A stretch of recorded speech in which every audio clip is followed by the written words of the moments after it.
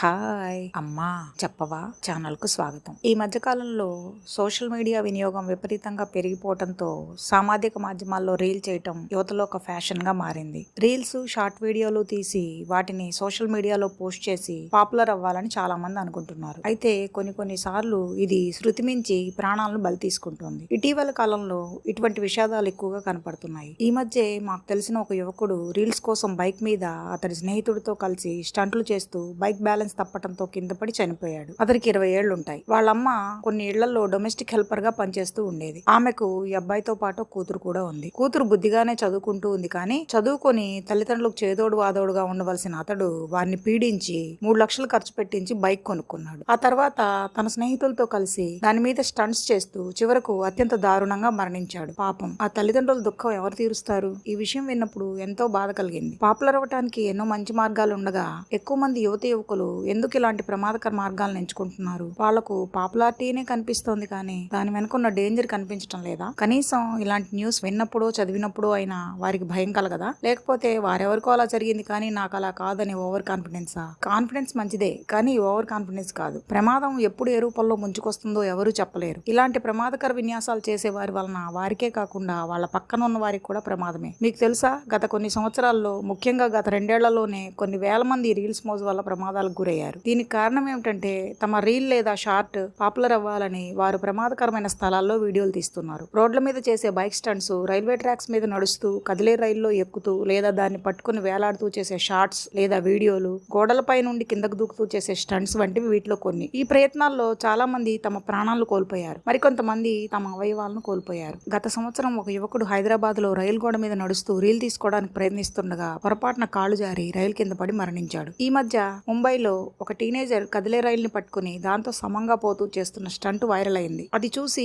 పోలీసులు అతడి కోసం వెళ్లగా అతడు తన కాళ్ళు చేతులు పోగొట్టుకుని అతి దీనమైన స్థితిలో కనిపించడంతో వారు షాక్ అయ్యారు. ఇలాంటిదే ఒక యువతి నదిలో నిలబడి సెల్ఫీ తీసుకుంటుండగా కాలు జారి నీళ్లలో పడి చనిపోయింది. ఇలాంటి ఉదాహరణలు కోకొల్లలు. రైల్వే ట్రాక్ మీద నిలబడి లేదా కదిలే రైలుతో చేసే స్టంట్స్, బైక్ స్టంట్స్, నీళ్లలో లేదా బోట్ మీద నిలబడి చేసే స్టంట్స్ వలన ప్రాణాలు కోల్పోయిన ఎంతో మంది యువకుల గురించి తరచుగా పేపర్లలో వార్తలు వస్తూనే ఉన్నాయి. అయినా కానీ ఇంకా చాలా మంది యువత అదే దూరంలో ఉండటం బాధాకరం. స్నేహితుల ప్రభావంతోనో సోషల్ మీడియాలో వచ్చే లైక్స్, షేర్ల కోసమో పాపులర్ అయిపోదామనే ఉద్దేశంతోనో ఎక్కువ మంది ఇలాంటి సాహసాలకు పూనుకుంటున్నారు. కానీ దీనివల్ల వచ్చే దుష్ప్రభావాలను వారు పరిగణలోకి తీసుకోవటం లేదు. రీల్స్ చేసే క్రమంలో తమ అవయవాలను కోల్పోయి జీవోత్సవంలా బతుకుతున్న వారు అనేక మంది. ఇటువంటి విన్యాసాలు చేసేవారు తాము చేసే సాహసాలు వికటిస్తే తమ పరిస్థితి ఏమిటో ఆలోచించుకోవాలి. తమ ప్రాణాలను విలువైనవిగా పరిగణించాలి. అంతేకాని వ్యర్థమైన వాటి కోసం వాటిని పణంగా పెట్టకూడదు. తమకు ఏమైనా అయితే బాధపడే తమ వారిని గుర్తు చేసుకోవాలి. ఇలాంటి వ్యర్థ సాహసాల వలన ఎవరికైనా ఉపయోగం ఉంటుందా అని ఒకసారి ఆలోచించాలి. తమ జీవితాన్ని ప్రేమిస్తూ దాని వలన 10 మందికి ఉపయోగపడే పనులు చేయాలి. ఇలాంటి పిల్లలు తమ తల్లిదండ్రుల మాటను వినడానికి ఇష్టపడరు. అయినా కూడా తల్లిదండ్రులు ఎప్పటికప్పుడు తమ పిల్లలకు ఇలాంటి స్టంట్స్ వలన కలిగే ప్రమాదాలను చెప్తూ ఉండాలి. వారితో మాట్లాడుతూ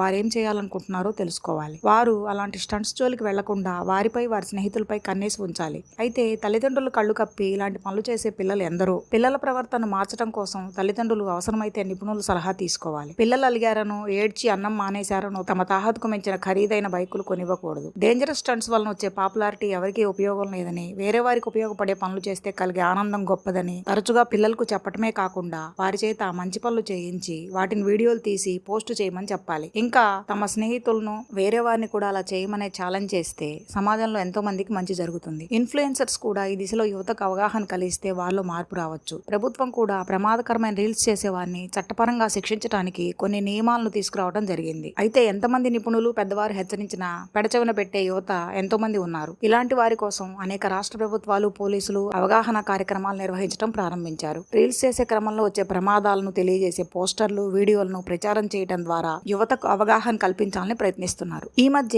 విజయవాడ పోలీసు వారు ఒక వీడియో పోటీ అనౌన్స్ చేశారు. పెరుగుతున్న రోడ్డు ప్రమాదాలు, మహిళలపై దాడులు, సైబర్ నేరాలను దృష్టిలో ఉంచుకుని వారు యువతను, ఇన్ఫ్లుయెన్సర్స్ ను ఈ సమస్యలపై వీడియోలు తీసి పంపించమని కోరారు. ఆసక్తి ఉన్నవారు సైబర్ క్రైమ్, మహిళల రక్షణ, రోడ్ సేఫ్టీ సమస్యలపై 1 నిమిషం నుండి 3 నిమిషాలు నిడివిగల వీడియోలు తీసి వారికి ఆగస్టు 15 లోపల పంపించాలి. ఈ పోటీలో పాల్గొనాలనుకునే వారు ఆగస్టు 5 లోపల రిజిస్టర్ చేసుకోవాలి. ఉత్తమమైన వీడియోలకు బహుమతులు కూడా ఉంటాయి. మొదటి బహుమతి 30,000 రూపాయలు, రెండో బహుమతి 20,000 రూపాయలు, ప్రత్యేక బహుమతి 10,000 రూపాయలు. వివరాలకు NTR police commissionerate website check చేయండి. విన్నారు కదా? ఈ కంటెంట్ మీకు నచ్చినట్లయితే లైక్ చేయండి, షేర్ చేయండి. విజ్ఞానం వినోదం వినోదం కోసం, సరదా సంగతుల కోసం, స్ఫూర్తినిచ్చే కథనాల కోసం ఈ ఛానల్కు సబ్స్క్రైబ్ చేసుకోండి. నోటిఫికేషన్ల కోసం బెల్ ఐకాన్ క్లిక్ చేయండి. మరో మంచి కథనంతో మళ్ళీ మీ ముందుకు వస్తాను. అంతవరకు సెలవు.